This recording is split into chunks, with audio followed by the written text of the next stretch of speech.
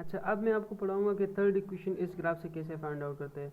तो third equation के लिए भी हम लोग क्या करते हैं, डिस्प्लेसमेंट को फाइंड आउट करते हैं। अब डिस्प्लेसमेंट इसको कैसे फाइंड आउट करते हैं, वो एरिया से फाइंड आउट करते हैं। लेकिन यहाँ जो हम लोग एरिया लेते हैं वो हम ट्रिपीजियम के लिए लेते हैं। तो देखो ट्रिपीजियम के लिए क्या होता है, ट्रिपीजियम के लिए जब भी हम एरिया निकालते हैं तो ट्रिपीजियम के लिए एरिया कैसे निकलता है, देखो इसका एक फार्मूला है कि 1/2 और एक लिंक जो होता है वो आप क्या करेंगे, दूसरे जो उसके लिंक होता है उसके साथ प्लस करेंगे और क्या होगा, और मल्टीप्लाई होगा उसके वेट के साथ। तो अभी हम ये अगर आप लोग इस फिगर को देखें, ये अगर मैं यहाँ से मिटा लेता हूँ तो ये मेरे पास एक ट्रिपीजियम बन जाता है। तब मैं अब भी इसका एरिया फाइंड आउट करूँगा इसी फिगर के अंदर, क्योंकि ये भी मेरे पास एक ट्रिपीजियम है। तो देखो इसके लिए लिखते हैं तो 1/2 और इसका एक लिंक क्या है, इसका एक लिंक जो है वो मेरे पास OA है। तो इसका एक लिंक मेरे पास OA है और जो दूसरा लिंक है वो मेरे पास B और D है। तो इसका दूसरा लिंक जो है वो मेरे पास B और D है और इसका जो विड्थ है ना वो OD के बराबर है। ठीक है, तब देखो इसको बस कैलकुलेट कर लो। अब OA की अपनी वैल्यू है वो है VI गिवन है, प्लस BD की अपनी वैल्यू है वो है VF की वैल्यू है, और देखो OD की जो वैल्यू है वो T है, क्योंकि ये टाइम एक्सिस है तो मैं T लिख लूँगा। अब यहाँ से देख लो T की वैल्यू हम फाइंड कर सकते हैं from first equation of motion. From first equation T की वैल्यू हम फाइंड आउट कर सकते हैं। देखो फर्स्ट इक्वेशन हमारे पास था VI प्लस AT था, यहाँ पे इसको इधर लेके आओ तो मेरे पास क्या बनेगा, VF माइनस VI बन जाएगा।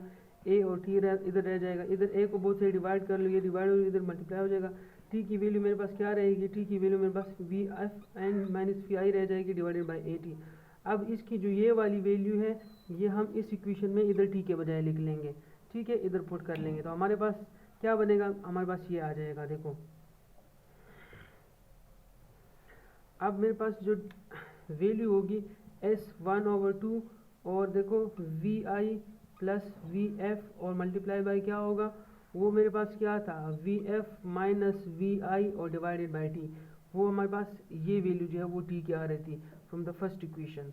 ठीक है, अब मैं क्या करूँगा, अच्छा डिवाइडेड बाई A था वो, डिवाइडेड बाई A।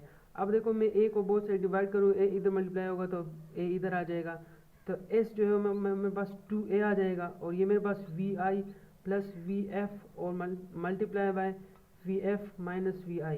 तो अगर आप इसको देख लें तो ये हमारे पास एक फार्मूला बन रहा है। देखो A plus B into A minus B बन रहा है कि नहीं बन रहा, और हमारे पास A square minus B square formula बन जाता है। तो यहाँ आप क्या करें, ये वाला फार्मूला अप्लाई कर लें। ये वाला फार्मूला अप्लाई करोगे तो 1/2 आ जाएगा, और आपके पास क्या रहेगा, आपके पास जो है वो VI स्क्वायर और माइनस VF स्क्वायर, आपके पास ये चीज़ जो है वो आ जाएगी।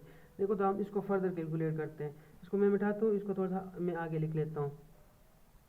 तो मेरे पास ये आ रहा है, तो इस मेरे पास आ जाएगा 1/2 A और VI square minus VF square, ये आ जाएगा। अब मैंने 2A को ना बोथ साइड पे मल्टीप्लाई कर देना है, तो 2A इधर मल्टीप्लाई होगा, 2 इधर ये इधर खत्म हो जाएगा।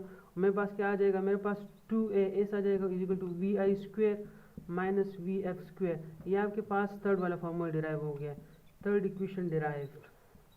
तो ये आपके पास ऐसे थर्ड इक्वेशन जो है वो इक्वेशन ऐसे derive 2A equal VI square minus VF square, ये आपके पास थर्ड इक्वेशन है। तो मेरे ख्याल से इसमें कुछ इतनी मुश्किल बात नहीं है, सिर्फ ट्रिपीजियम का अगर आपको एरिया का फार्मूला पता है तो आप इधर लगा ले, फिर इधर से आपने इस तरह नोट कर देना, फिर वैल्यूज पुट कर देना, फिर सारा कुछ कैलकुलेट करना है, और ये फार्मूला भी यहाँ पे आप लोगों ने लगा लेना है। ठीक है ना, वो तकरीबन थर्ड अलजेब्रिक फार्मूला है कि A square A plus B and into A minus B and equal A minus A square minus B square.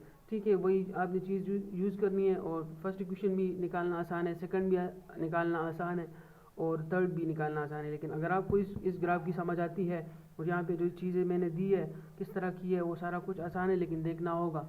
ठीक है, थैंक यू सो मच।